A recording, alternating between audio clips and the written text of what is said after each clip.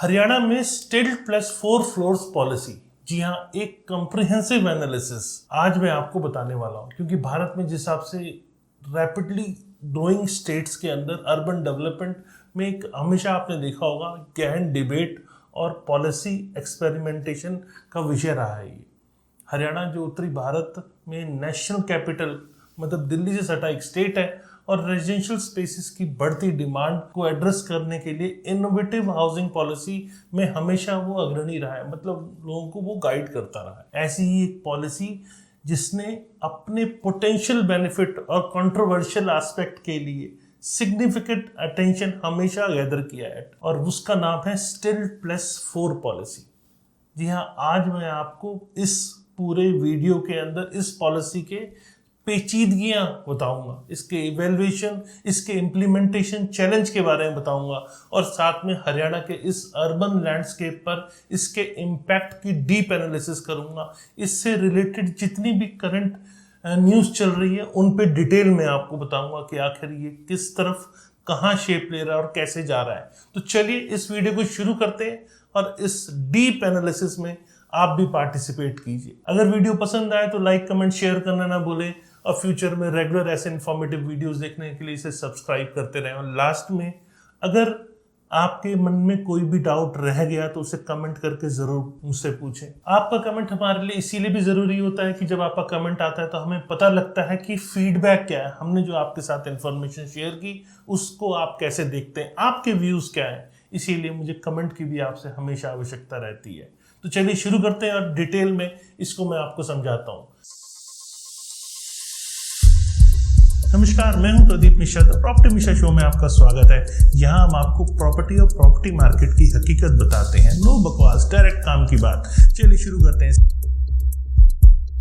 सबसे पहले इसे समझने के लिए हमें इसका हिस्टोरिकल कंटेक्स्ट समझना पड़ेगा कि आखिर इसका हिस्टोरिकल कंटेक्स्ट क्या है। स्टिल्ट प्लस 4 पॉलिसी को समझने के लिए ये क्रूशियल है कि हम इस कंटेक्स्ट की जांच करें पहले, जिससे हम कंसीव्ड किया गया है जिससे स्टिल्ट प्लस 4 पॉलिसी को।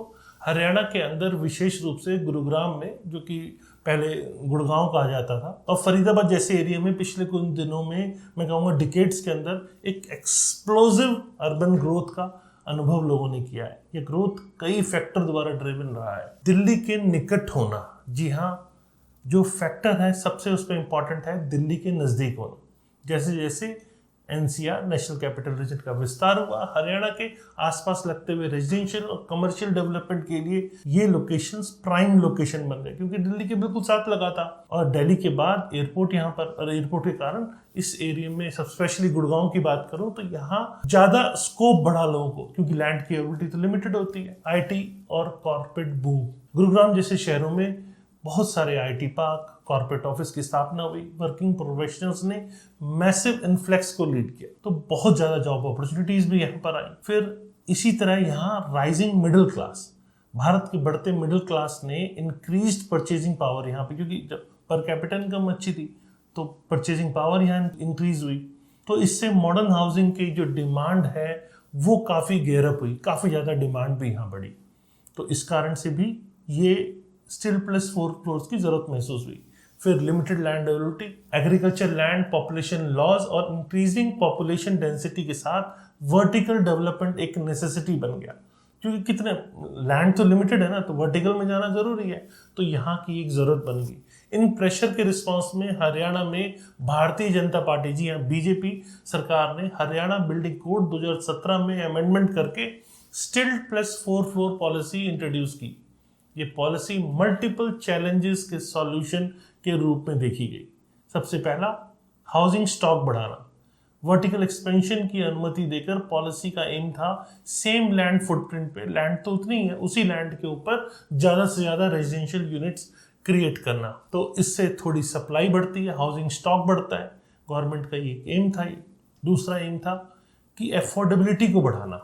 जैसे सप्लाई बढ़ती है और एक्सपेक्ट किया जाता है कि हाउसिंग प्राइसेस इससे स्टेबल होंगे, क्योंकि सप्लाई बढ़ेगी तो जब अवेलेबिलिटी ज़्यादा होती है प्राइसिंग स्टेबल होती है, तो हाउसिंग प्राइस स्टेबल हो। और कहीं हद तक पॉसिबिलिटी ये भी नज़र आती है कि सप्लाई ज़्यादा होगी तो कहीं हद तक प्राइस रिड्यूस भी होगी। जिससे होम पॉपुलेशन के ब्रॉडर सेगमेंट के लिए मोर प्रॉपर्टी बाइंग एक्सेसिबल हो जाए। फिर रेवेन्यू जनरेशन, गवर्नमेंट अपने बारे में भी सोचती है कि रेवेन्यू जनरेशन भी होना चाहिए, तो पॉलिसी ने स्टेट गवर्नमेंट को इंक्रीज कंस्ट्रक्शन से एसोसिएटेड बहुत सारी चेंजेस और फीस के थ्रू एडिशनल रेवेन्यू करने का एक तरह से अपॉर्चुनिटी दी कि गवर्नमेंट को लगा हमें मिल सकती है तो हमें क्यों नहीं मिलनी चाहिए, तो गवर्नमेंट ने उसके लिए भी इसको एक बेहतर ऑप्शन समझा।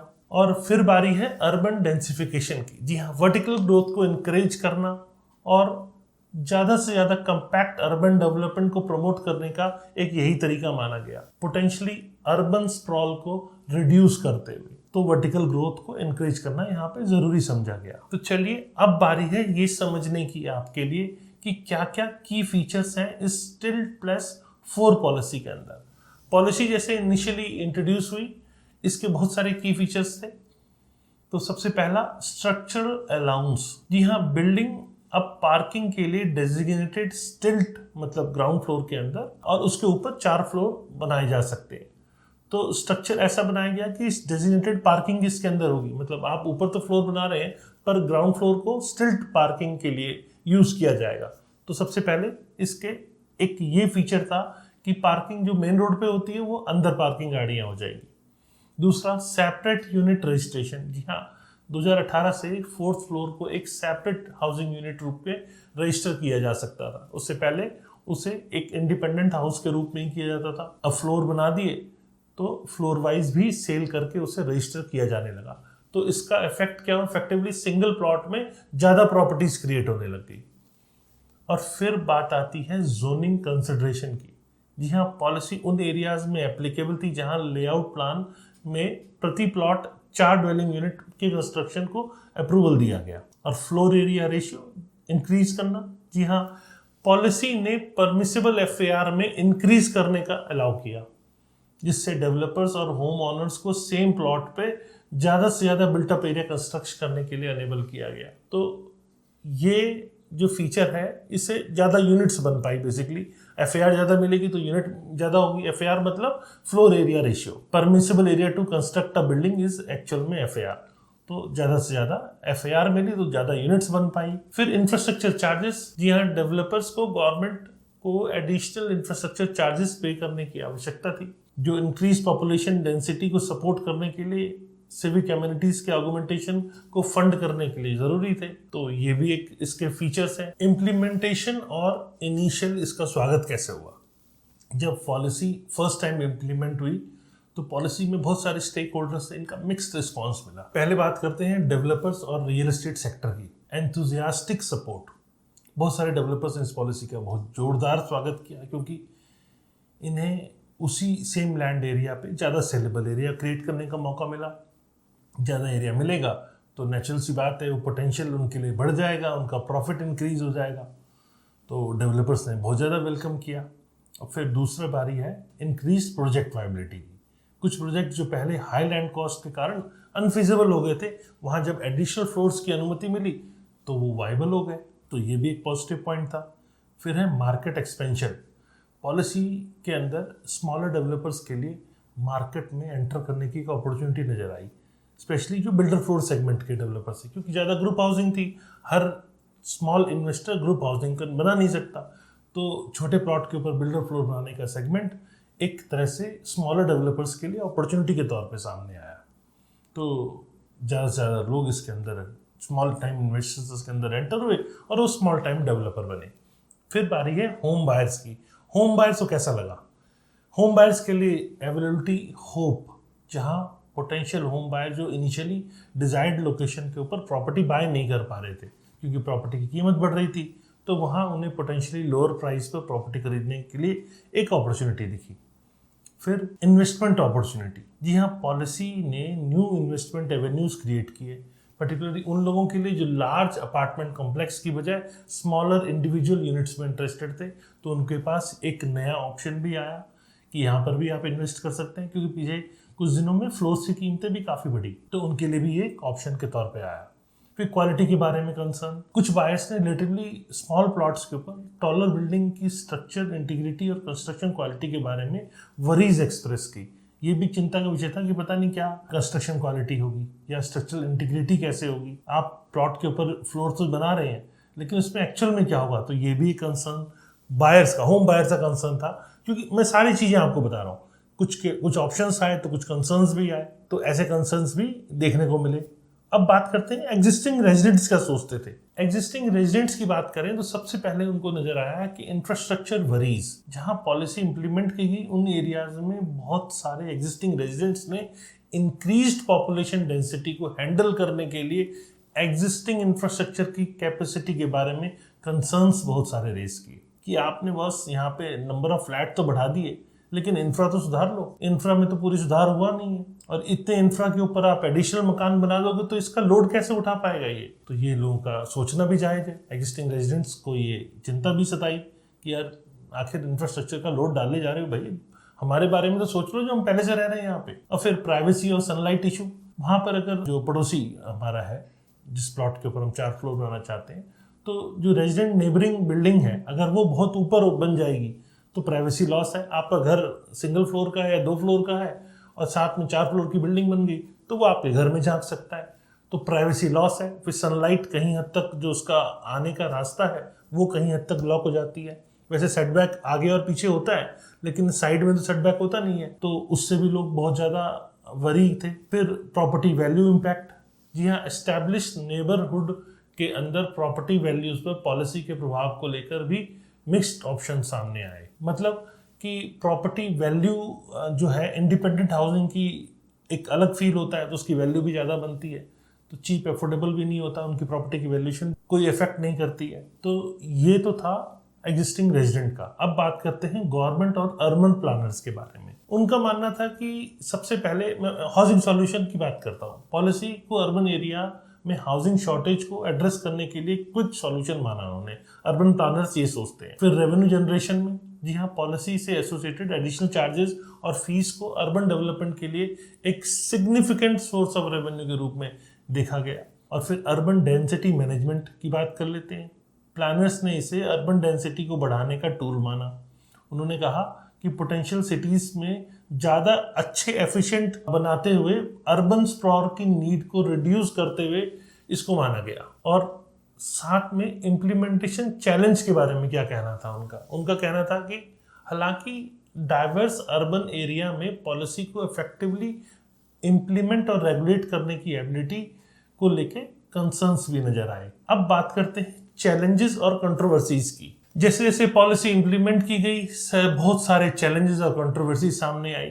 पहला चैलेंज और कंट्रोवर्सी थी इंफ्रास्ट्रक्चर स्ट्रेन, वाटर सप्लाई। बहुत सारे एरिया में इंक्रीज नंबर ऑफ रेजिडेंट्स को कैटर करने के लिए प्रॉपर वाटर सप्लाई नहीं था। इनएडिक्वेट वाटर सप्लाई इश्यूज बहुत सारे जन्म लिए। Sewerage system, existing sewerage infrastructure जो इंक्रीज एनहांस्ड जो सप्लाई है उसको लोड बेयर करने के लिए बहुत ज़्यादा दिक्कत नजर आ रही थी, वो स्ट्रगल कर रही थी। ऑलरेडी सीवेज सिस्टम बहुत ज़्यादा ओके नहीं था, तो इससे आउटफ्लो और सैनिटेशन इश्यूज बहुत सारे ऐसे सामने आए जिन्होंने जन्म लिया। फिर इलेक्ट्रिसिटी पावर डिस्ट्रीब्यूशन नेटवर्क के अंदर इंक्रीज डिमांड का सामना आया कि बहुत सारी डिमांड आई, तो जिसका रिजल्ट क्या हुआ कि कुछ एरिया में फ्रीक्वेंट आउटेजेस हुए। फिर ट्रैफिक और पार्किंग इश्यूज, रोड कंजेशन, इसमें सबसे इंपॉर्टेंट चीज़ है road congestion. Increase population density ने ऐसे वॉल्यूम के लिए डिज़ाइन ही नहीं किया जहाँ पे मतलब ज़्यादा से ज़्यादा व्हीकल्स जो है रोड पर नजर आने लगी। ठीक है, आपने स्टिल्ट पार्किंग बना दी, लेकिन उससे भी ज़्यादा कोई मिलने वाले आए तो वो गाड़ियाँ रोड पे खड़ी होनी शुरू हो गई। इनएडिक्वेट पार्किंग, स्टिल पार्किंग के प्रोविजन के बाद बहुत एरिया में एक्यूट पार्किंग शॉर्टेज का सामना किया, क्योंकि व्हीकल की संख्या ऑफन अवेलेबल स्पेस से बहुत ज़्यादा नजर आने लगी। और जैसे मैंने बताया, रोड कंजेशन के अंदर रोड छोटी है और गाड़ियाँ वहाँ लगने लग गई, तो गाड़ियाँ जो फ्री मूवमेंट हुआ करती थी वो कहीं हद तक ब्लॉक हो गई। फिर impact on neighbouring properties, sunlight और वेंटिलेशन। एडजॉइनिंग प्रॉपर्टी, जैसे मैंने बताया आपको कि क्लोज प्रॉक्सिमिटी में अगर बिल्डिंग बड़ी बन गई तो नेचुरल लाइट और एयर सर्कुलेशन इसकी दिक्कत हो जाती है, तो वो भी सामने आई। फिर स्ट्रक्चरल कंसर्न्स, कुछ रेजिडेंट्स ने अपने होम में क्रैक और स्ट्रक्चरल इश्यूज की रिपोर्ट भी किया। उनका मानना था कि नियर बाय जो टॉलर बिल्डिंग बनी उससे कंस्ट्रक्शन एक्टिविटी जो हुई उससे हमारे घरों में क्रैक आ गए, स्ट्रक्चरल इश्यूज सामने आ गए। तो ये भी लोगों का एक बहुत बड़ा कंसर्न बना। रेगुलेटरी और compliance challenges, unauthorised construction, builder या होम ओनर द्वारा प्रॉपर अप्रूवल के बिना एडिशनल फ्लोर कंस्ट्रक्ट करने की बहुत सारी रिपोर्ट्स आई। मतलब आपको अलाउ है नहीं, आपने एडिशनल बना लिया, आप कितनी भी एफआईआर दे दो उसके बावजूद भी एडिशनल बना लिया, तो वो भी बहुत सारी चीजें नजर आई। अनऑथराइज्ड कंस्ट्रक्शन बेसिकली बहुत ज्यादा नजर आया। फिर कमर्शियल यूजेज, रेजिडेंशियल यूज के लिए इंटेंडेड होने के बावजूद इन प्रॉपर्टी के अंदर कमर्शियल यूज किए जाने लगे। ऐसे बहुत सारे इंस्टेंसेस नोट किए गए। जैसे स्टिल्ट के ऊपर पीछे एक रूम बना दिया, जिसे लोकल लैंग्वेज में कहते हैं बच्चा रूम, जो बिल्डर्स यूज करते हैं। वहाँ कमर्शियल एक्टिविटी की जाने लगी, वहाँ ऑफिसेज खुल गए। अगर मेन रोड के ऊपर है तो भी वहाँ ऑफिसेज खुल गए। तो बहुत सारे ऐसे कमर्शियल पर्पस के लिए यूज किया जाने लगा। सोशल और कम्युनिटी इम्पैक्ट, इसमें सबसे इंपॉर्टेंट है चेंजिंग नेबरहुड कैरेक्टर। कुछ एरिया में लॉन्ग टाइम रेजिडेंट्स को लगा कि टॉलर बिल्डिंग से, रैपिड कंस्ट्रक्शन से उनके नेबर्स का कैरेक्टर और सामाजिक जो ताना बाना है वो कहीं हद तक बदल रहा है। जो आपस में एकजुटता थी या एक दूसरे के लोग काम आते थे वो कहीं हद तक खत्म हो रही थी। और इंक्रीज्ड पॉपुलेशन डेंसिटी, कुछ कम्युनिटीज ने सडन देखा कि पॉपुलेशन काफी इंक्रीज हो गई। इसका रिजल्ट क्या हुआ, लोकल डायनामिक्स में चेंज से अडेप्ट करने का स्ट्रगल देखने को मिला। और फिर एनवायरमेंटल कंसर्न्स के ऊपर बात करते हैं। सबसे पहले उसमें ground water depletion, increase water demand ने कुछ एरिया में ग्राउंड वाटर के अनसस्टेनेबल एक्सट्रैक्शन को लेके कंसर्न्स बहुत सारे इसमें जन्म लिए। और ग्रीन एरिया रिडक्शन की बात करें तो कुछ एरिया में टॉलर बिल्डिंग के कंस्ट्रक्शन ने ट्रीज के रिमूवल को भी जन्म दिया। बहुत सारे ऐसे भी केसेस सामने आए जो लोकल एनवायरनमेंट को इम्पैक्ट कर रहा था। जो लोगों को ग्रीन एरिया मिल रहा था कहीं हद तक उसकी सफाई होती नजर आई, क्योंकि जब लो फ्लोर्स होते हैं तो अगर कोई साथ में बड़ा पेड़ है तो उसकी छांव भी उसको मिल जाती है, ग्रीन एरिया मिलता है, फ्रेश एयर मिलता है। पर अगर 4 फ्लोर जा रहे हैं तो साथ में अगर कोई पेड़ है तो उसको बहुत ज़्यादा हाइट तक उसे कर्व होने की गुंजाइश खत्म हो गई। तो फिर क्या हुआ, प्रोटेस्ट और पॉलिसी सस्पेंशन। जैसे जैसे ये इश्यूज बहुत ज़्यादा प्रोनाउंस्ड हुए, ऑर्गेनाइज प्रोटेस्ट इसमें जन्म लेने लगे। जी हाँ, पर्टिकुलरली रेजिडेंट वेलफेयर एसोसिएशन के नेतृत्व में, विशेष रूप से हरियाणा शहरी विकास प्राधिकरण मतलब HSVP के अंतर्गत आने वाले सेक्टर्स में बहुत ज़्यादा सामने आए। जिससे पहले HUDA, Haryana urban development authority के नाम से जाना जाता था। मतलब लोग काफ़ी प्रोटेस्ट करने लग गए। जी हाँ, प्रोटेस्टर्स द्वारा रेज किए गए की पॉइंट्स क्या थे वो भी आप समझिए। सबसे बड़ी दर्द वाली चीज थी कि इंफ्रास्ट्रक्चर इनएडिक्वेसी। डेमोन्स्ट्रेटर्स ने आर्ग्यू हमेशा ये कहते रहे कि existing infrastructure increase population density को हैंडल करने के लिए पूरी तरह इक्विप्ड नहीं है। और ये लोगों को मतलब बहुत पेनफुल था, जब पूरी तरह से इक्विप्ड ही नहीं है तो आप यहाँ कर क्यों रहे हो। गवर्नमेंट की पॉलिसी थी तो प्रोटेस्टर्स ने आवाज उठाई। प्रोटेस्टर्स का ये भी कहना था क्वालिटी लाइफ डिग्रेडेशन। यहाँ रेजिडेंट्स ने reduce privacy, increased noise pollution और अफेक्टेड एरिया में जनरल डिक्लाइन जो क्वालिटी ऑफ लाइफ के बारे में भी बहुत सारी शिकायतें की। तो ये भी लोगों के एक मेन कंसर्न्स था लोगों का, जो प्रोटेस्ट करने वालों का था। और फिर प्रॉपर्टी डैमेज। कुछ प्रोटेस्टर्स ने टॉलर बिल्डिंग से रेज होने वाले कंस्ट्रक्शन एक्टिविटी के कारण एग्जिस्टिंग प्रॉपर्टी के डैमेज के केस को बहुत ज़्यादा हाईलाइट किया, क्योंकि किसी की बिल्डिंग टेढ़ी हो गई, कहीं क्रैक आ गया, कहीं कुछ धंस गया। ऐसे बहुत सारे प्रॉपर्टी डैमेज के इश्यूज सामने टाइम टू टाइम आए। और फिर ट्रैफिक और पार्किंग चार्ज, लोकल रोड और पार्किंग फैसिलिटीज का एक तरह से इंक्रीज्ड व्हीकल नंबर से कोप अप ना कर पाना मेजर पॉइंट ऑफ कंटेंशन बनाइए। Lack of consultation. बहुत सारे रेजिडेंट्स ने कहा कि पॉलिसी को एग्जिस्टिंग कम्युनिटी मेंबर्स के साथ एडिक्वेट कंसल्टेशन के बिना ही से इम्प्लीमेंट कर लिया गया। कम से कम हमारी सलाह तो ले लेते, बस सलाह तो आपने ली नहीं और आपने सीधा इसे इम्प्लीमेंट कर लिया कि भाई हम इतने दिनों से यहाँ रह रहे हैं, आप पॉलिसी बनाए जा रहे हो, ऑलरेडी इंफ्रास्ट्रक्चर जो बना हुआ है उस हिसाब से, उसके बाद भी आप उस पर लोड कर रहे हो, आपको सलाह तो लेनी चाहिए थी। पर नहीं, इन ग्रोइंग प्रोटेस्टर्स ने माउंटिंग पब्लिक प्रेशर के रिस्पॉन्स में हरियाणा सरकार ने 23 फरवरी 2023 को एक सिग्निफिकेंट स्टेप लिया। जी हाँ, वो था स्टिल्ट प्लस 4 फ्लोर बिल्डिंग के अप्रूवल और कंस्ट्रक्शन पे पूरी तरह से बैन लगा दिया। इस 16 महीने ये इसका सब्सटेंशन रहा और जो इसका मेन एम था वो था रेजिडेंट कंसर्न्स को एड्रेस करना, सरकार को ये दिखाना कि हम पब्लिक के, सिटीजन्स के फेवर में सोच रहे हैं और उनके द्वारा जो इश्यूज रेज किए हैं उसके प्रति हम रिस्पॉन्सिव हैं। तो पहला उनका मोटिव ये था। दूसरा, पॉलिसी इम्पैक्ट का असेसमेंट करना। सस्पेंशन ने अर्बन एरियाज के पॉलिसी के इफेक्ट को कंप्रिहेंसिव इवैल्यूएशन के लिए कहीं हद तक एक टाइम अलाउ किया गया। फिर अल्टरनेटिव्स को एक्सप्लोर करना। यहाँ सरकार का ये मानना था कि इस पीरियड में हम जो अर्बन एरिया हाउसिंग डेवलपमेंट यहाँ हो रही है, इसके लिए पोटेंशियल क्या क्या मॉडिफिकेशंस या अल्टरनेटिव अप्रोच क्या क्या हो सकते हैं, इसको थोड़ा सा और गहन अध्ययन इस पर किया जाए, इस पर विचार किया जाए। तो इसीलिए भी ये सस्पेंशन इतना लंबा रखा है। सस्पेंशन के लिए इतना लंबा होने की जरूरत नहीं थी। आपको जो सोचना है आप सोच के परे करो, लेकिन वो अब हो रहा है, कमेटी रिपोर्ट सबमिट कर रही है, तब भी वो गहन चिंतन नहीं चल रहा है। फिर स्टेक होल्डर कंसल्टेशन कंडक्ट करना, ये अच्छी चीज थी। सस्पेंशन पीरियड ने बहुत सारे स्टेक होल्डर जैसे कि रेजिडेंट्स, डेवलपर और अर्बन प्लानिंग एक्सपर्ट के साथ मोर एक्सटेंसिव डिस्कशन भी किया। तो यहाँ पर आके उन्होंने पब्लिक की बात को सुनना शुरू किया। फिर फॉर्मेशन और फाइंडिंग द एक्सपर्ट कमेटी।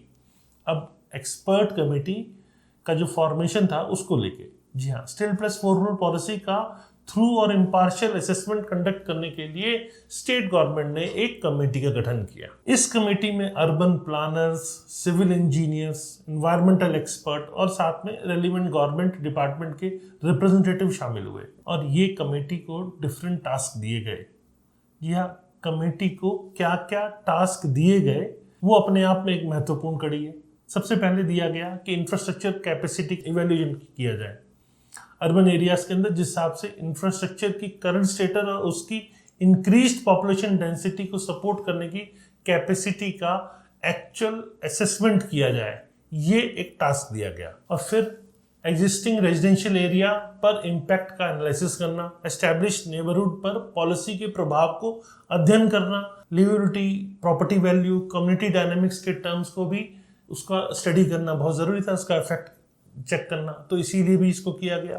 फिर पोटेंशियल सॉल्यूशन को आइडेंटिफाई करना, रेजिडेंट द्वारा रेज की गई कंसर्न्स को एड्रेस करने के तरीकों को एक्सप्लोर कैसे किया जाए जिससे कि स्टेट की हाउसिंग नीड को भी मीट किया जा सके। और फिर एक एम ये भी था कि पॉलिसी को किस तरह से मॉडिफाई किया जाए और रिकमेंडेशन करना कि एडिशंस क्या क्या हो सकते हैं, इसको सजेस्ट करना ताकि मोर सस्टेनेबल और ऑल स्टेक होल्डर्स, जिसके अंदर जो भी स्टेक होल्डर हैं उन सब के लिए एक्सेप्टेबल हो।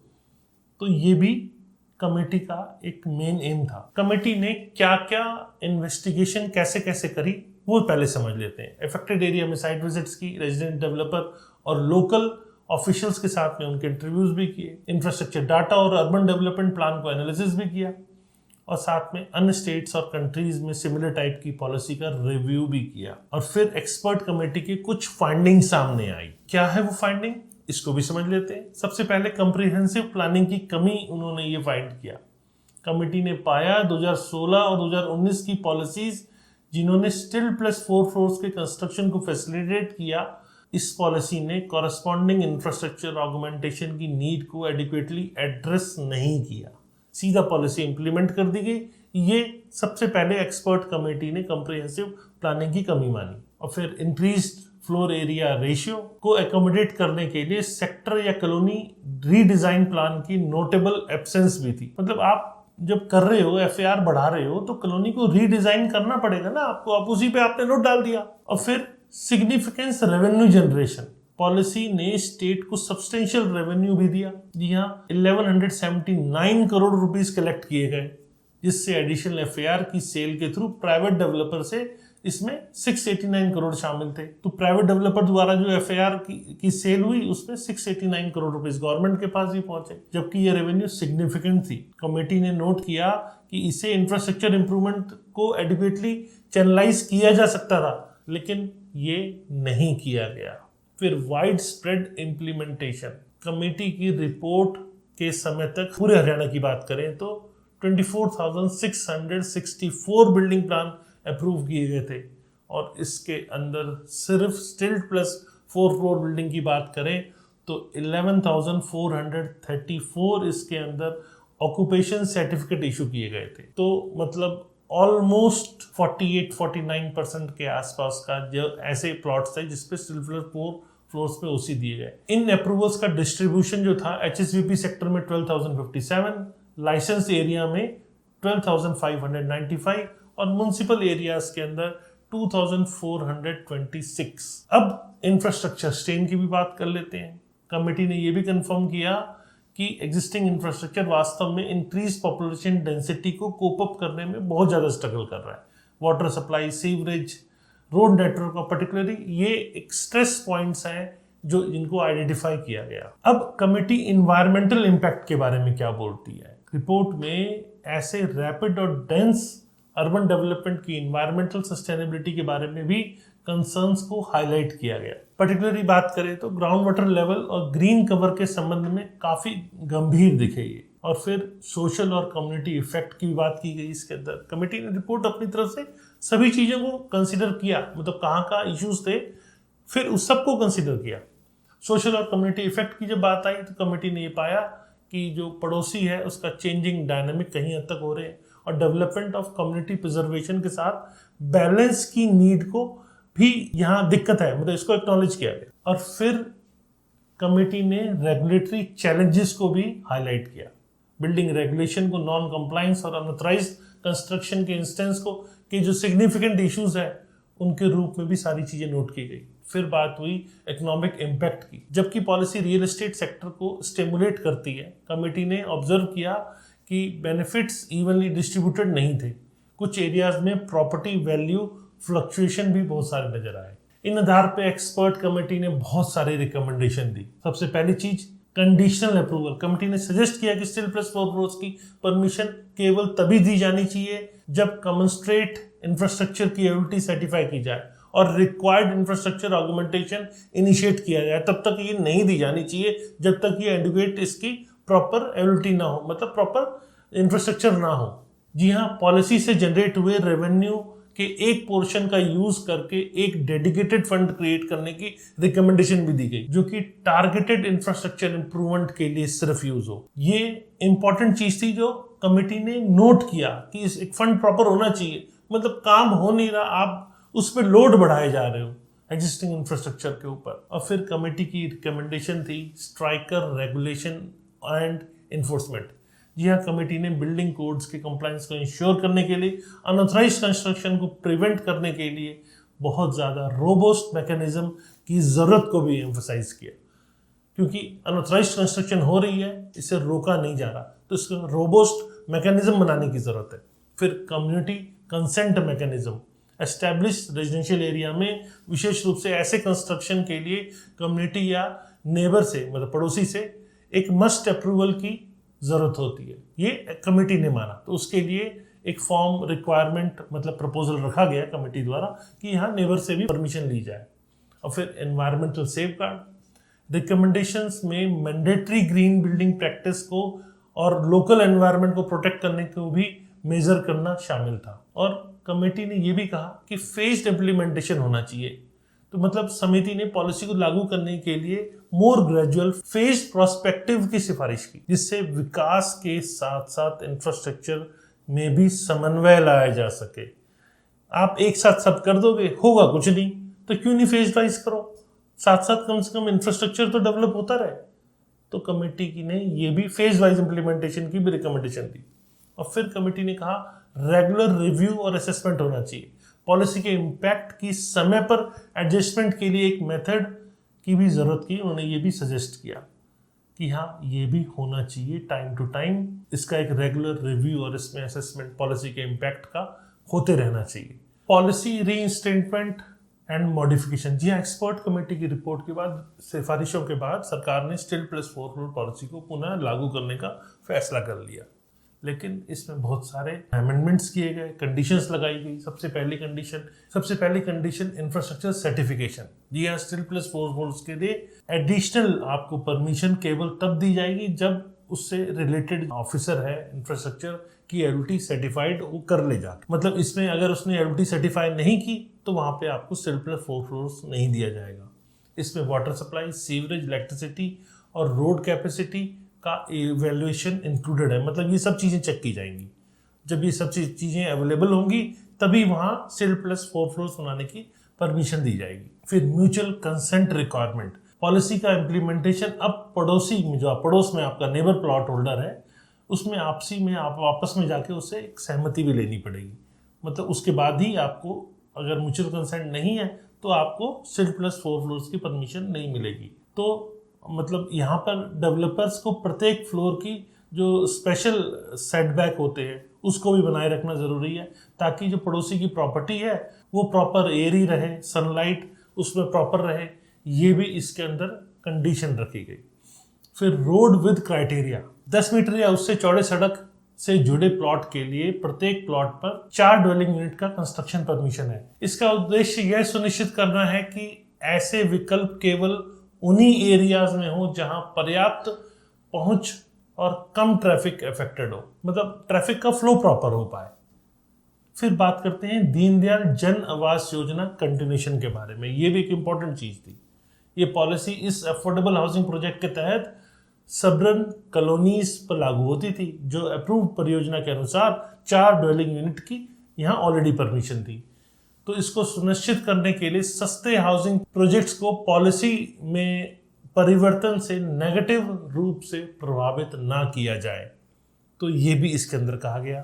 फिर पेनल्टी फॉर वायलेशन, जो लोग अप्रूवल के बिना अतिरिक्त मंजिल बना लेंगे वो अपने भवन को 10 गुना रेगुलाइज करने के लिए उस पर 10 टाइम्स पेनल्टी लगा दी गई। अगर आप 10 टाइम्स पेनल्टी दोगे तो हम रेगुलर कर देंगे, उससे इंफ्रास्ट्रक्चर डेवलपमेंट में काम आएगा। पेनल्टी को 10 टाइम्स कर दिया मतलब बहुत ज़्यादा बना दिया। तो इस रेगुलर होने के कारण हरियाणा बिल्डिंग कोड के अनुसार तो इसमें कंप्लाइंस मैंडेटरी हो गया एक तरह से, और ये इंश्योर कर लेना कि कंप्लाइंस सब चीज़ों का हो रहा है। अगर नहीं हो रहा तो पेनल्टी, वायलेशन होते ही पेनल्टी लगा दी जाए। फिर इंफ्रास्ट्रक्चर ऑगमेंटेशन फंड, इस पॉलिसी के तहत कलेक्टेड फीस और चार्जेस का एक इम्पॉर्टेंट शेयर, स्पेशली एक इम्पॉर्टेंट शेयर अफेक्टेड एरिया में इंफ्रास्ट्रक्चर को सुधार के लिए वहाँ पे प्रॉमिस किया जाए, मतलब ये एश्योर कर लिया जाए कि वहाँ पर ये सारी चीज़ें होंगी। फिर इन्वायरमेंटल कंप्लाइंस, इस पॉलिसी के तहत जो न्यू बिल्डिंग है उसे ग्रीन बिल्डिंग नॉर्म्स को फॉलो करना पड़ेगा, और रेन वाटर हार्वेस्टिंग सिस्टम होना इसके अंदर ज़रूरी होगा, ये भी इसके अंदर, जिससे कि इन्वायरमेंटल कंप्लाइंस भी कहीं हद तक मीट आउट होते रहें। फिर पार्किंग रेगुलेशंस की बात भी सामने आई। पार्किंग प्रोविजंस के लिए यहाँ बहुत ज़्यादा सख्त नियम बनाए गए, जिसमें कुछ एरिया में मैकेनिकल पार्किंग सिस्टम की भी जो पॉसिबिलिटीज़ हैं उसको भी आवश्यकताएं, मतलब इसमें संभावित आवश्यकताएं शामिल की गई। फिर फेज्ड इम्प्लीमेंटेशन, जी हाँ, फेज इम्प्लीमेंटेशन की बात भी इसके अंदर की गई। पॉलिसी में जो फेज वाइज तरीके से इसको लागू करना चाहिए, और उन एरियाज में शुरू होकर जिसके पास अधिक मजबूत इंफ्रास्ट्रक्चर है वहीं इसको अलाउ किया जाना है, ये भी इसके अंदर कहा गया। फिर रेगुलर पॉलिसी रिव्यू, पॉलिसी के इम्पैक्ट और इफेक्टिवनेस के लिए एनुअल रिव्यू का एक मैकेनिज्म भी स्थापित किया गया। इन सारे अमेंडमेंट्स के साथ पॉलिसी के इनिशियल इम्प्लीमेंटेशन के दौरान उठाए गए मेन इश्यूज को एड्रेस करने का टारगेट इसके अंदर नजर आता था, जबकि इंक्रीज्ड हाउसिंग सप्लाई और प्रमोट वर्टिकल डेवलपमेंट देने के बेसिक गोल को भी इसके अंदर ध्यान रखा गया। Advantages of the reinstated policy, जो अमेंडमेंट स्टेटमेंट 4 पॉलिसी आई, इसके बहुत सारे कुछ फेवर की चीजें भी थी। क्या क्या इसके अंदर पॉजिटिव था, क्या क्या एडवांटेजेस थे, चलिए वो भी आपको समझाता हूँ। सबसे पहले इंक्रीज्ड हाउसिंग सप्लाई, ये पॉलिसी एक्सपेक्टेड थी जैसा वैसे ही हुआ। अवेलेबिलिटी ऑफ हाउसिंग यूनिट्स बढ़ी, और जब ये बढ़ी तो अर्बन एरिया में विशेष रूप से लोगों की जो सप्लाई है वो भी पूरी हुई। सप्लाई यहाँ पर थोड़ी एक नई सप्लाई जनरेट हुई, तो अर्बन पॉपुलेशन जो हाउसिंग नीड को देखती है कहीं हद तक वो भी फुलफिल हुई। प्राइस स्टेबलाइजेशन, जैसे जैसे स्टॉक बढ़ता है, जो हाउसिंग स्टॉक है, वैसे वैसे जो प्रॉपर्टी की कीमतें हैं, प्राइजेज हैं, वो स्थिर होने शुरू हो जाते हैं। मतलब एक बड़ी आबादी के पास अगर ज़्यादा सप्लाई आएगी तो कहीं हद तक उनके लिए एक्सेसिबल हो जाएगा ये। तो फर्स्ट टाइम होम बायर के लिए और मिडिल इनकम ग्रुप फैमिलीज़ के लिए भी ये बेनिफिशियल हो जाएगा। प्राइजेस भी थोड़े स्थिर हो जाएंगे, तो आम आदमी के लिए घर खरीदने का एक मौका बन जाता है, क्योंकि कीमत हिसाब से बढ़ रही है, उस हिसाब से सप्लाई भी लाना ज़रूरी है। सप्लाई अगर ज़्यादा होगी तो कहीं हद तक प्राइस स्टेबल होते हैं। फिर रियल एस्टेट मार्केट के अंदर बूस्ट लाना, पॉलिसी से ये भी उम्मीद है कि हरियाणा में रियल एस्टेट सेक्टर को रिवाइव करेगी, ये भी इसका एक मेन पॉजिटिव पॉइंट है। और विशेष रूप से बिल्डर फ्लोर सेगमेंटों की बात कर रहा हूँ, मतलब यहाँ डेवलपर विशेष रूप से स्मॉल और मीडियम साइज की कंपनियाँ जो छोटे डेवलपर्स हैं उनके लिए न्यू अपॉर्चुनिटीज जनरेट करना। फिर एडवांटेजेस की लिस्ट में अर्बन इंफ्रास्ट्रक्चर डेवलपमेंट के बारे में भी है। जी हाँ, इंफ्रास्ट्रक्चर ऑगमेंटेड चार्जेस के माध्यम से कंसोलिडेटेड फंड का उपयोग अर्बन इंफ्रास्ट्रक्चर के सुधार में किया जा सके, ये भी इसके एक एडवांटेजेस है। इससे डेवलप्ड एरिया में सिविक एमिनिटीज में टोटल इंप्रूवमेंट हो सकती है, और इंप्रूवमेंट होना भी जरूरी है। खस्ता हालत में पड़े हैं तो उसमें पॉसिबिलिटी भी आती है कि जब फंड आएगा तो उसमें डेवलपमेंट होगी। फिर effective land use, vertical development होने से क्या होगा कि जहाँ ज़मीन की कमी है, आप अगर उस पर वर्टिकल डेवलपमेंट लेके जाते हैं तो कहीं हद तक पॉलिसी से लोग एफिशिएंट यूज जो होगा लैंड का वो हो पाएगा। मतलब ये नहीं कि सिर्फ इंडिपेंडेंट हाउस बना के छोड़ दिया, उसमें अगर 4 लोग रह सकते हैं तो क्या दिक्कत है। तो अर्बन लैंड की स्कैसिटी को देखते हुए यहाँ वर्टिकल डेवलपमेंट होने से इफेक्टिव यूजेस सामने आया। इससे शहरी फैलाव को कम करने का, और आउटस्कर्ट्स में जो सिटी के शहर से बहुत दूर चीज़ें डेवलप हो रही होती हैं, वहाँ कहीं हद तक डेवलपमेंट ना जाते हुए शहरी क्षेत्र में ज़्यादा लोग रह पाएंगे, और कृषि भूमि भी इससे कहीं हद तक प्रोटेक्टेड रह पाएगी। भाई एग्रीकल्चर होगा तभी तो देश चलेगा, एग्रीकल्चर को आप कैसे छोड़ सकते हो। तो ये भी इसका एक एडवांटेज था। फिर इकोनॉमिक स्टिमुलेशन, इस पॉलिसी से रिलेटेड एम्प्लॉय जनरेशन, मतलब कंस्ट्रक्शन एक्टिविटी होगी तो एम्प्लॉयमेंट जनरेशन भी होगा, और साथ में अलाइड इंडस्ट्री स्टिमुलेशन भी होगा, और रियल एस्टेट सेक्टर में बढ़ी हुई economic activity overall state economic development को कंट्रीब्यूट करती है। तो इकोनॉमिक स्टिमुलेशन भी इसके लिए इससे होता है, मतलब एडवांटेजेस का पार्ट है।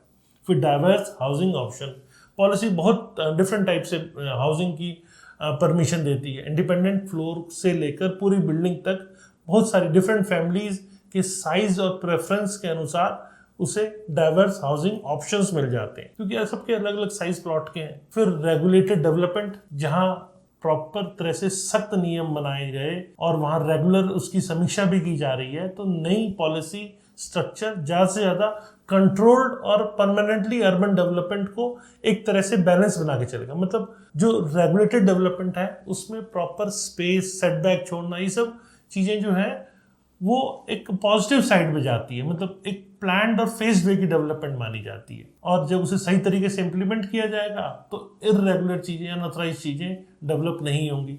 इस पे इंडस्ट्री प्रोस्पेक्टिव क्या है? बहुत सारे अलग अलग एक्सपर्ट्स इस पॉलिसी की रिस्टोरेशन पर आमतौर पे पॉजिटिव प्रोस्पेक्ट ही देते हैं। हालांकि कुछ प्रिकॉशंस भी इसके अंदर हैं। प्रिकॉशंस क्या है वो समझ लेते हैं। चैलेंजेस और कंसर्न्स, बेसिकली संभावित जो इसके अंदर प्रॉफिट हो सकता है, और पॉलिसी में किए गए जो अमेंडमेंट्स है उसके बावजूद इसके अंदर चुनौतियां बहुत सारी हैं और बहुत सारे चैलेंजेस है बेसिकली इसके अंदर। तो ये कंसर्न्स जो हैं उसको भी थोड़ा सा और समझते हैं।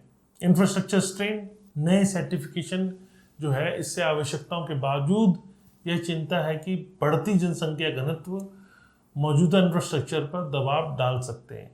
इंफ्रास्ट्रक्चर विकास की गति नए निर्माण के दर पर तालमेल उनके बीच में बैलेंस नहीं बिठा पा रहे हैं, मतलब ये बैलेंस नहीं बिठा पाएगी, ये कंसर्न है। फिर ट्रैफिक और पॉल्यूशन, एक ऐसे एरिया में जहाँ ज़्यादा लोग रहेंगे वहाँ ट्रैफिक जैम होगा, एयर पॉल्यूशन बढ़ेगा वहाँ, और स्पेशली भीड़ भाड़ काफ़ी ज़्यादा बढ़ जाएगी उन एरियाज़ में। तो ट्रैफिक और पॉल्यूशन जैसे कंसर्न्स आएंगे। मतलब जब ज़्यादा गाड़ियाँ होंगी तो पार्किंग प्रॉपर रेगुलेट हो पाना थोड़ा मुश्किल हो जाएगा। ठीक है, उसको पॉलिसी को रेगुलर किया जाएगा फॉलो, लेकिन पार्किंग रेगुलेशंस की इफेक्टिवनेस को भी कहीं हद तक रेगुलरली मॉनिटर करने की ज़रूरत है। फिर इम्प्लीमेंटेशन हर्डल्स, जब साथ वाला नेबर आपका आपस में उसमें म्यूचुअल अंडरस्टैंडिंग नहीं बनी मान लो, तो पॉलिसी की इम्प्लीमेंटेशन कैसे होगी? आप 4 फ्लोर बनाओगे कैसे? तो वहाँ पर ये अपने आप में एक बड़ी परेशानी है। तो यहाँ नेबर की परमिशन को लेकर बहुत सारे जो विवाद होने की भी संभावना नजर आती है। फिर इन्फोर्समेंट इश्यूज, जो रेजिडेंट है स्टिल प्लस 4 फ्लोर्स वाले जो बिल्डिंग्स हैं उनका कहीं हद तक कमर्शियल यूज करते हैं, तो यहाँ बहुत सख्त इम्प्लीमेंटेशन करना और इसको रेगुलरली चेक करने की आवश्यकता भी अपने आप में यहाँ एक चिंता का विषय है। वहाँ स्थानीय जो ऑफिसर्स हैं, जो रेगुलर लोकल ऑफिसर्स हैं, वो कई नियमों, जितने सारे रूल्स एंड रेगुलेशंस हैं, इनकी कैसे निगरानी रख पाएंगे, और उनकी कैपेसिटी को भी बढ़ाना पड़ेगा। ये भी अपने आप में, क्या वो सब चीज़ों को कर भी पाएंगे या नहीं पाएंगे, ये अपने आप पे एक बहुत बड़ा चैलेंज है। फिर चेंज इन नेबरहुड कैरेक्टर। जी हाँ, लोगों की चिंताएं ये भी हैं कि रेजिडेंशियल एरिया या ओपन स्पेस या ग्रीन एरिया की कहीं हद तक कमी या अप्रीहेंशन लोगों के अंदर इसका नजर आया। फिर environmental impact, green building norms के बावजूद जिस हिसाब से कंस्ट्रक्शन बढ़ी है, पॉपुलेशन डेंसिटी, वो कहीं हद तक इन्वायरमेंटल इफेक्ट भी लोगों के लिए चिंता है।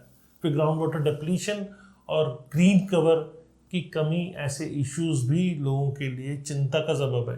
फिर प्रॉपर्टी वैल्यू फ्लक्चुएशन, जब पॉलिसी का मोटिव प्रॉपर्टी की कीमतों को स्टेबलाइज करना होता है तो कुछ एरिया में प्रॉपर्टी प्राइसेस पर पोटेंशियल नेगेटिव इम्पैक्ट भी नजर आता है। पॉजिटिव आ रहा है तो नेगेटिव इम्पैक्ट भी आएगा। जी हाँ, क्वालिटी ऑफ कंस्ट्रक्शन, जब स्टिल प्लस 4 फ्लोर्स बिल्डिंग की कंस्ट्रक्शन और क्वालिटी जो बनाई जा रही है उसमें भी कहीं हद तक अप्रीहेंशन होते हैं। विशेष रूप से स्ट्रक्चरल जो ऑडिट होना यहाँ इंपॉर्टेंट है, इसकी भी लोगों के अंदर चिंता देखी कि प्रॉपर स्ट्रक्चरल ऑडिट भी होना चाहिए इसका। फिर सोशल इंटीग्रेशन, जो एग्जिस्टिंग आपका पड़ोसी है वो नए रेजिडेंट्स को तेजी से बढ़ती हुई सोशल इंटीग्रेशन है, उसमें भी कहीं हद तक चैलेंजेस लोगों को देखने को नजर आए। लोगों के लिए चिंता है कि ये चैलेंजेस हो सकते हैं। फिर लीगल चैलेंजेस और रीसेंट डेवलपमेंट के बारे में अब समझ लेते हैं। जी हाँ, अगस्त 2024 तक स्टिल प्लस 4 फ्लोर पॉलिसी कानूनी मतलब लीगल जो इसके टेस्ट है उसका सामना करना पड़ रहा है उसे। 6 अगस्त 2024 को हरियाणा सरकार ने पंजाब और हरियाणा के हाई कोर्ट को एश्योर किया गया कि स्टिल प्लस 4 जो पॉलिसी है उसके तहत कोई भी नई बिल्डिंग या नई परमिशन वहां अभी तक नहीं दी गई है, जब तक कि अगली सुनवाई 9 सितंबर 2024 तक नहीं हो जाती। तो ये एश्योरेंस जो है वो कई सिटीजन ग्रुप द्वारा अर्बन एरिया और प्लानिंग डिपार्टमेंट की पहल के अगेंस्ट दायर की गई पेटिशंस के जवाब में दिया गया। हाई कोर्ट में जो लोगों ने बहुत सारे ने कंप्लेंट डाली हुई है तो वहां कोर्ट में जवाब दिया गया। और कानूनी कार्रवाई जो ये हो रही है इसके मेन पॉइंट्स क्या है? सिटीजन ग्रुप पेटिशन, बहुत सारे डिफरेंट सिटीजन ग्रुप ने पॉलिसी की कानूनता और स्थिरता को चुनौती देने के लिए यहाँ पर कंप्लेंट फाइल करी, यहाँ अपनी याचिका दायर करी। उनका ये भी मानना है कि एनवायरमेंटल कंसर्न्स हैं, कुछ पेटिशन अर्बन डेंसिटी के एनवायरमेंटल इफेक्ट पर केंद्रित है। इंफ्रास्ट्रक्चर एडवोकेसी, पॉलिसी को समर्थन देने के लिए मौजूदा इंफ्रास्ट्रक्चर की सफिशिएंसी पर भी लोगों ने सवाल उठाए। फिर कंप्लायंस विद मास्टर प्लान, ये भी बहस छिड़ी हुई है कि पॉलिसी हरियाणा के मौजूदा मास्टर प्लान के साथ मैच नहीं कर रही है। फिर राइट ऑफ एग्जिस्टिंग रेजिडेंट्स, कुछ लीगल चैलेंजेस एग्जिस्टिंग रेजिडेंट्स के राइट्स पर भी आधारित है, जैसे कि जीवन की क्वालिटी और प्रॉपर्टी के प्राइस। जी हाँ, अब बात करते हैं गवर्नमेंट स्टांस और फ्यूचर आउटलुक के बारे में। यहाँ हरियाणा गवर्नमेंट का कहना है कि पॉलिसी की केयरफुली कंसिडर रिस्टोरेशन और एक्सपर्ट सजेशन के बाद ही इसको लाया गया है, उसी के ऊपर ये बेस्ड है। और यहाँ अधिकारियों ने ये भी जोर दिया कि पॉलिसी अब पास्ट कंसर्न्स को एड्रेस करने के लिए स्ट्रिक्ट मेजर्स इसके अंदर डाले गए हैं। सरकार द्वारा पॉलिसी को हाउसिंग नीड को पूरा करने के लिए एक तरह से जिम्मेदार अर्बन डेवलपमेंट को बढ़ावा देने का ये सही तरीका है। सरकार की वर्तमान स्थिति के मेन पॉइंट्स को भी समझ लेते हैं। इंफ्रास्ट्रक्चर फोकस, यह सुनिश्चित करने पर जोर दिया जा रहा है कि स्टिल प्लस 4 फ्लोर कंस्ट्रक्शन के लिए परमिशन देने से पहले पर्याप्त इंफ्रास्ट्रक्चर हो। और रेवेन्यू यूटिलाइजेशन, सरकार ने अर्बन एमिनिटीज में सुधार के लिए इंफ्रास्ट्रक्चर ऑगमेंटेशन चार्ज से कंसोलिडेटेड फंड का उपयोग करने की भी योजना बनाई है। रेगुलराइजेशन अपॉर्चुनिटी, नियमों का वायलेशन करने वालों को 30 दिन की टाइमलाइन दी जाती है ताकि वो पेमेंट करके अनऑथराइज्ड निर्माण को रेगुलर करा सके।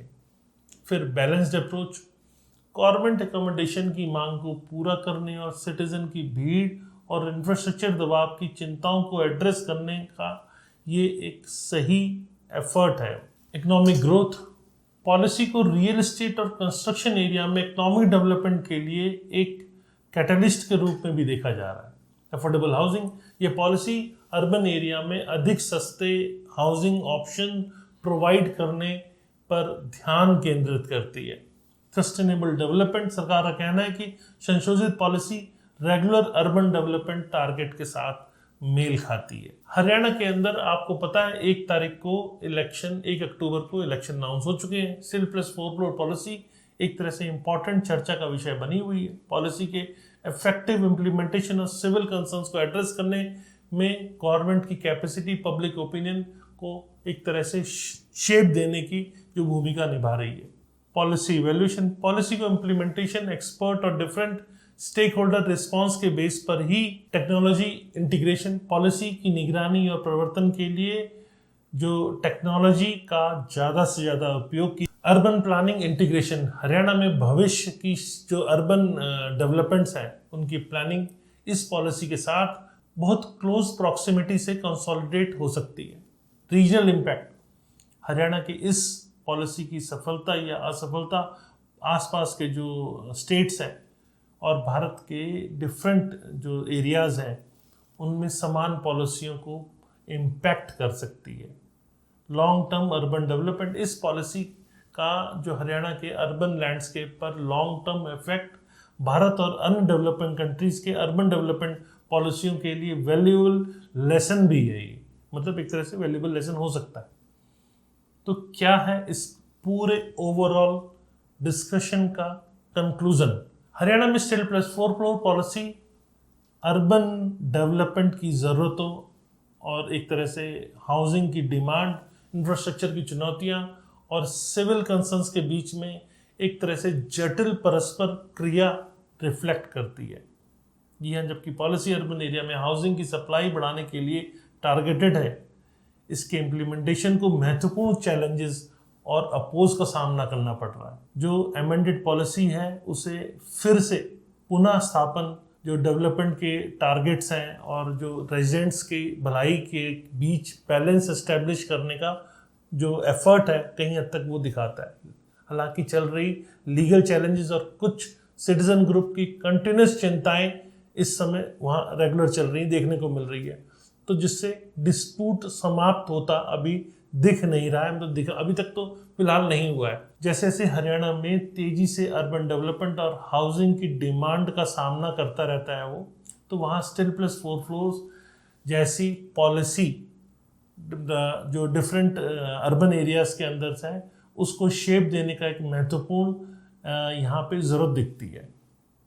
इस पॉलिसी की सक्सेस जो है स्पेशली इफेक्टिव इम्प्लीमेंटेशन, जो स्ट्रिक्ट रूल्स हैं उनको फॉलो करना और माउंटिंग कंस्ट्रक्शन के साथ इंफ्रास्ट्रक्चर की ज़रूरतों को एड्रेस करने पर डिपेंड करेगी।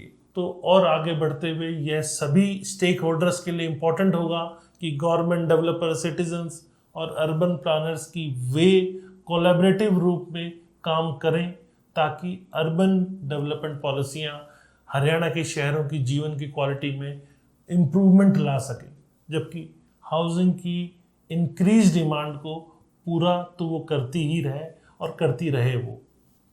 और चल रही इस टाइम पे जो लीगल प्रोसीडिंग्स हैं और भविष्य के पॉलिसी एडजस्टमेंट इस डिस्प्यूटेड लेकिन पोटेंशियल रूप में कन्वर्टेड अर्बन डेवलपमेंट पहल के लॉन्ग टर्म इफेक्ट और स्टेबिलिटी को फाइनलाइज करने में इंपॉर्टेंट रोल निभाएंगे। हरियाणा में CIL+4 पॉलिसी तेजी से बढ़ते हुए शहरी विकास के चैलेंजेस का एक केस स्टडी है। इस विकास और इम्प्लीमेंटेशन देश के डिफरेंट स्टेट्स और अन्य विकासशील देशों में, अंडर डेवलपिंग जो कंट्रीज हैं में समान अर्बन ग्रोथ प्रेशर का सामना कर रहे एरियाज के लिए इंपॉर्टेंट लेसन प्रेजेंट करते हैं। जैसे से पॉलिसी विकसित होती है इसके प्रभाव को ध्यान से देखा जाएगा और देश के हर अर्बन एरिया पॉलिसियों के भविष्य को आकार ये दे सकते हैं। तो देखते हैं आगे क्या होता है। तो कैसा लगा आपको ये वीडियो, कमेंट करके बताएं। आपने अब तक कमेंट नहीं डाला है, मैं आपको देख रहा हूं, तो पहले आप कमेंट डालिए, मुझे बताइए कि ये वीडियो आपको कैसा लगा। और फ्यूचर में और रेगुलर ऐसे इंफॉर्मेटिव वीडियोस देखने के लिए लाइक, कमेंट, शेयर के साथ साथ सब्सक्राइब भी करें, क्योंकि हम आपके काम की बात बताते हैं।